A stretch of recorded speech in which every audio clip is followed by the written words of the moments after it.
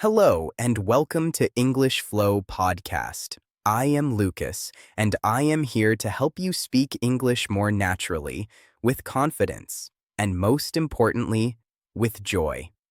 Thank you so much for joining me today. I know that learning a new language can sometimes feel difficult. Maybe you feel shy when you speak, or maybe you feel that you do not have enough time to study. That is okay. It is a normal feeling. But today, we are going to change that feeling together. I will be speaking slowly and clearly so that you can understand every word. This is a safe space for you to learn. We are not in a rush. We are here to enjoy the process of growing. Today, we have a very special topic. It is a topic that is very close to my heart because it is exactly how I learned to be comfortable with languages. We are going to talk about daily habits that improved my English. These are not difficult grammar rules. These are small things you can do every single day. Are you ready to start this journey with me? Let's take a deep breath, relax your shoulders, and let's begin.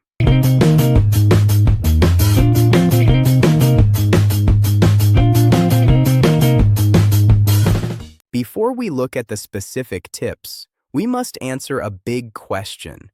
What are daily habits, and why are they so important for an English learner at the A1 or beginner level?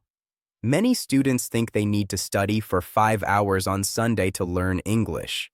They buy big textbooks, they sit at a desk, and they try to memorize hundreds of words at once. But usually, this does not work. Why? Because it is exhausting. It makes you tired. And when you are tired, you stop. A habit is different. A habit is something small that you do automatically, like brushing your teeth or drinking coffee in the morning.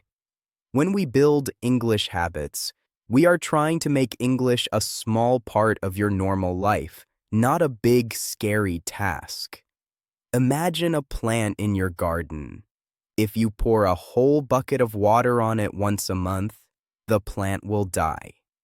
But if you give it a little bit of water every morning, the plant grows strong and beautiful. Your English is that plant.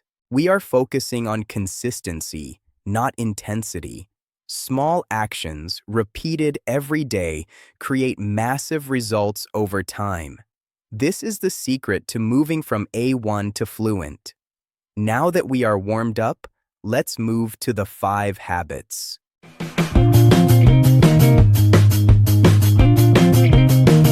My first habit is what I call the morning audio. This is the very first thing I did when I started learning. The idea is simple. Listen to English before you do anything else. When you wake up, your brain is fresh. It is quiet. This is the perfect time to let English enter your mind. You do not need to sit down and study. No. You simply put on your headphones while you are washing your face, brushing your teeth, or making your morning coffee or tea. What should you listen to? At an A1 level, you should not listen to fast news or complicated movies. That will only frustrate you. You should listen to slow, clear English. You can listen to podcasts like this one, or you can listen to simple stories for beginners. The goal here is passive listening. This means you are not trying to analyze every word. You are just letting the sounds of the language wash over you like water. You are getting used to the rhythm of English. When I did this, I realized that by the time I left my house for work, I had already listened to 20 minutes of English. I felt productive. I felt proud. And I did not have to use extra time in my day. I just combined listening with my morning routine. This sets a positive tone for the rest of the day.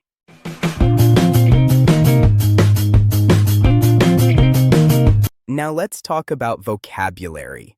Vocabulary can feel overwhelming because there are thousands of words in English. How can you learn them all? The answer is you don't learn them all at once. My second habit is the 3-word rule. Every single day, I made a promise to myself to learn just 3 new words. Only 3, not 10, not 20. Just 3. Why 3? Because 3 is easy. 3 is possible. Even on a busy day when you are tired, you can learn 3 words. But here is the secret. Do not just write the word. If you only write apple, you will forget it. You must write the word in a sentence. For example, if your word is happy, do not just write happy. Write, I am happy today because the sun is shining. When you put the word in a sentence, your brain remembers it better. It gives the word a home. I used a small notebook that fit in my pocket.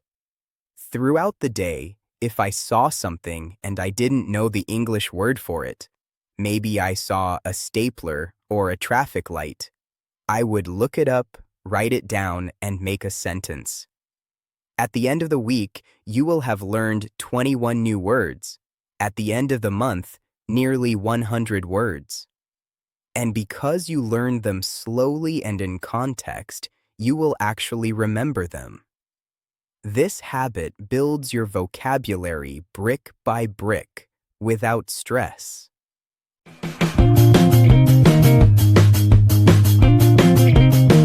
This third habit is perhaps the most powerful one, but it requires a little bit of courage. It is called narrating your life. When I was a beginner, I wanted to speak, but I had nobody to speak with. I felt lonely in my learning. Then I realized I can speak to myself. Narrating your life means you describe what you are doing out loud in simple English sentences. You become the narrator of your own movie. Let me give you an example. Imagine you are cooking dinner. You are alone in the kitchen. You can say out loud, I am taking the knife. I am cutting the tomato. The tomato is red. Now I am washing my hands. The water is warm. Do you see how simple this is? You are using present continuous tense. I am doing, which is very common in English. You are connecting the action, cutting, with the word cut. If you do not know a word, it is okay. You can skip it and look it up later. The important thing is that your mouth is moving. You are producing sound. It might feel silly at first. You might laugh at yourself. That is good. Laughing makes learning fun. But this habit destroys the fear of speaking. Because if you can speak to yourself comfortably, eventually, you will feel comfortable speaking to others. Start with just 5 minutes a day of narrating your actions.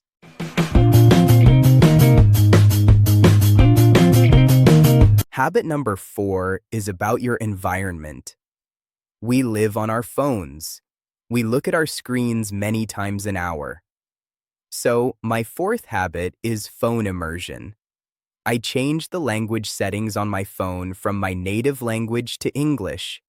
This sounds like a small change, but it is very effective. Suddenly, you are not clicking settings. You are learning the word settings. You are not seeing your calendar in your language. You are seeing the days of the week in English. Monday, Tuesday, Wednesday. This habit works because it forces you to think in English for necessity. You need to use your phone, so you need to understand the words. It is what we call micro-learning. You are learning for 1 second, 50 times a day. It keeps your brain in English mode. Also, consider following English accounts on social media. If you love cooking, follow an English chef on Instagram. If you love football, follow an English team. When you scroll through your phone, you want to see English mixed in with your native language. This reminds your brain that English is a tool for information and entertainment, not just a subject you study in school. It creates an immersive environment right in your pocket.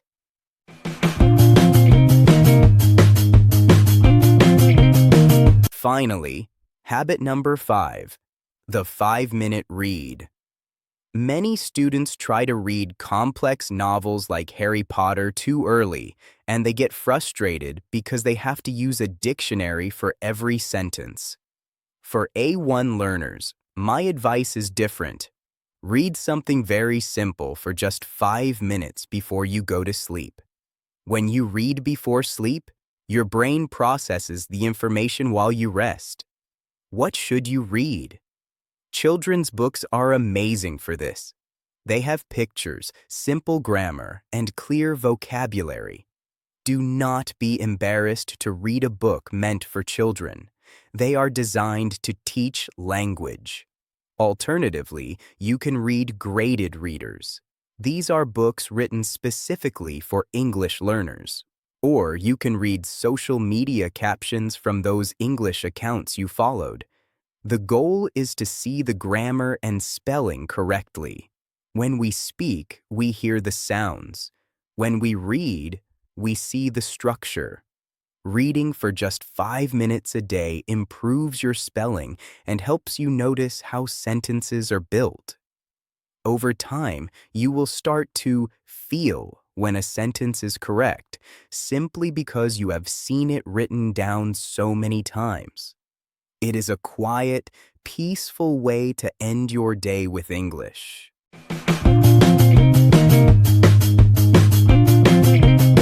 So, we have our 5 habits: the morning audio, the 3-word rule, narrating your life, phone immersion, and the 5-minute read.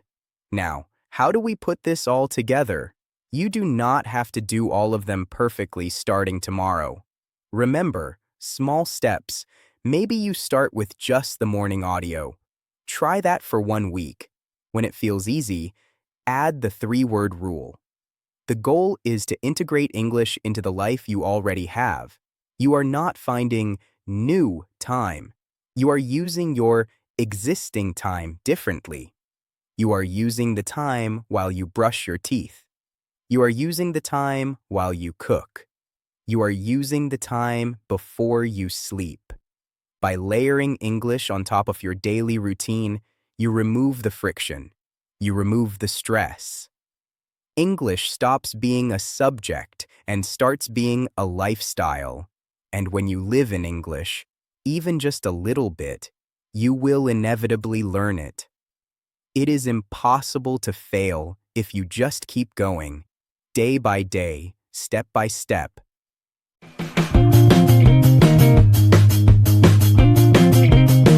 Thank you so much for listening to today's episode of English Flow Podcast. I hope these habits inspire you to start small. Remember, you are doing a wonderful job. Learning a language is a journey, and every single word you learn is a victory. Be patient with yourself. Be kind to yourself. You are capable of speaking English fluently. You just need to give yourself time and consistency. If you enjoyed this episode, please subscribe and leave a comment below. Tell me, which of these habits will you try first? I would love to hear from you. Until next time, keep flowing, keep learning, and keep smiling. Goodbye for now.